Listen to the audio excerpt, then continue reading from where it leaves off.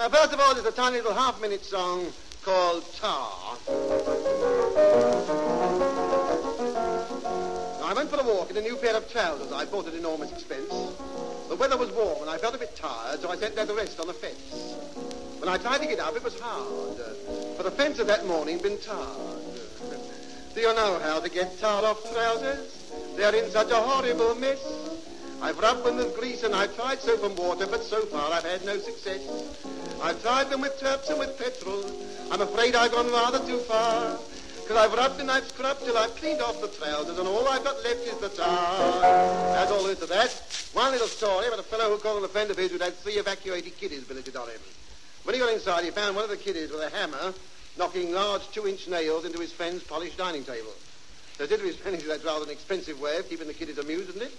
He said, oh, is it not very easy? I get the nails wholesale. Now, here's a song about some of the girlfriends that I've met during my young and blameless life.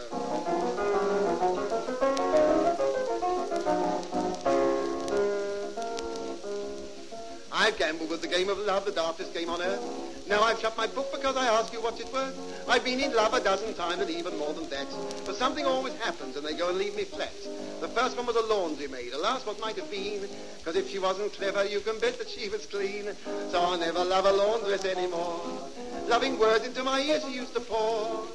But it was only soft soap, though it sounded fair and square. In fact, she lived so much with soap, she gave me quite a scare. Because every time she kissed me, she blew bubbles in the air. So I'll never love a laundress anymore. One summer at the seaside, I was bathing in the sea. I got the cramp, a girl attendant came and rescued me. But I'll never love a swimmer anymore, though she bravely brought me safely to the shore. I said, you've saved my life and some reward I must arrange. So I gave her a 10-bob note. She acted rather strange. She looked me in the face and gave me 8 and 6pence change. So I'll never love a limmer anymore. The barmaid at the Spotted Cow upon me often smiled, but she was rather bitter and I like a dash of mild. So I'll never love a barmaid anymore. We met one night inside the taproom door. I gave her such a loving kiss and then a mighty squeeze. She gave me a tender look, my spine began to freeze. And the clock began to strike and she said, hurry up, time please. So I'll never love a barmaid anymore. So goodbye, romance. I'm going to be single for life.